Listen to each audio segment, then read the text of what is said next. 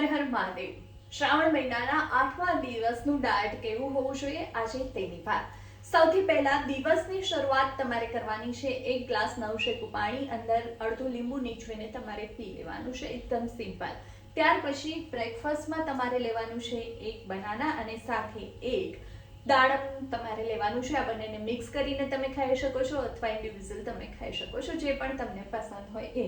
અને આજે તમારા માટે સરપ્રાઈઝ છે, કારણ કે તમે 7 દિવસ સુધી ખૂબ સારી રીતે ફોલો કર્યું છે ને, એટલા માટે આજે હું તમને ઉપવાસમાં તમારા ફેવરિટ બટેટા આપવાની છું, પણ હું જે રીતે કહું એ રીતે તમારે ખાવાની છે, ઠીક છે? તો આના માટે તમારે 2 થી 3 નાના બટેટા છે, આ સાઈઝના જ લેજો, ખાસ યાદ રાખજો। એને બાફી દેવાના છે, છાલ ઉતારી દેવાની છે અને ત્યાર પછી એની ઉપર તમારે દહીં, આમલીની ચટણી, ફુદીનાની ચટણી મિક્સ કરી દેવાની છે। ઉપરથી શેકેલા સિંગદાણા 1 મુઠ્ઠી જેટલા અને થોડા દાડમના દાણા નાખી દેવાનું છે ને તમારે એકદમ પોટેટો ચાટ તૈયાર છે। જો આવું રીતે ના ખાવું હોય તો તમે જે બાફેલા બટેટા છે એની બદલે ડ્રાય રોસ્ટ કરી શકો છો અને શેકેલા બટેટા પણ લઈ શકો છો, તમને જે પણ પસંદ હોય। આજે બટેટાની ચાટ તમારે ખાવાની છે, ઠીક છે? આ લંચ થઈ ગયો। લંચ પછી આવે છે મિડ ઇવનિંગ। મિડ ઇવનિંગની અંદર તમારે આ રીતે દહીં છે એનું એક બાઉલ આ સાઈઝનું લેવાનું છે। આજે હું તમને સાઈઝ સાથે એટલા માટે કહી રહી છું કારણ કે ઘણા લોકો મને ડીએમ કરીને પૂછે છે કે કેટલું લેવું, કેવી રીતે લેવું, તો આ સાઈઝનું લેવાનું છે। દહીં 1 બાઉલ જેટલું તમારે ખાવાનું છે। અંદર તમે કોથમીર, ફુદીનો તમને પસંદ હોય તો મિક્સ કરીને ખાઈ શકો છો। અને રાત્રે તમારે ખાવાનું છે કાકડીનું રાયતું। જી હા, કાકડીનું રાયતું। આટલું જ તમારે દહીં લેવાનું છે, એની અંદર 1 આવડી મોટી કાકડી છે એને ખમણીને નાખી દેવાની છે।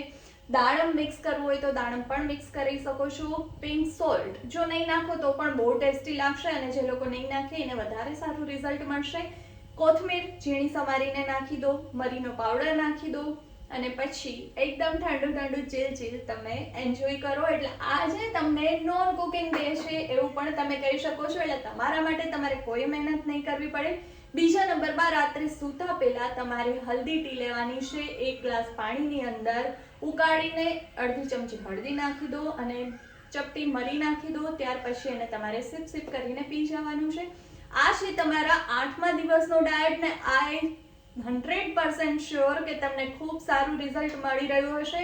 અને ઘણા લોકોએ મને ડીએમ કરીને પણ કહ્યું છે, કોકનું 5 કિલો સુધીનું વજન પણ ઘટ્યું છે, એ પણ હું તમારી સાથે આગળ શેર કરીશ। આજના દિવસનું વર્કઆઉટ શું કરશું એના માટે તમે મારો પેજ સીમા જાની 1985 પર જાઓ અને ત્યાં જોઈ લો, કારણ કે આજથી હવે હું તમને વેટ ટ્રેનિંગ કરાવવાની છું, એટલે ત્યાં વિડીયો જોવાનું ભૂલતા નહીં, જેથી તમને બહુ સારું રિઝલ્ટ મળે।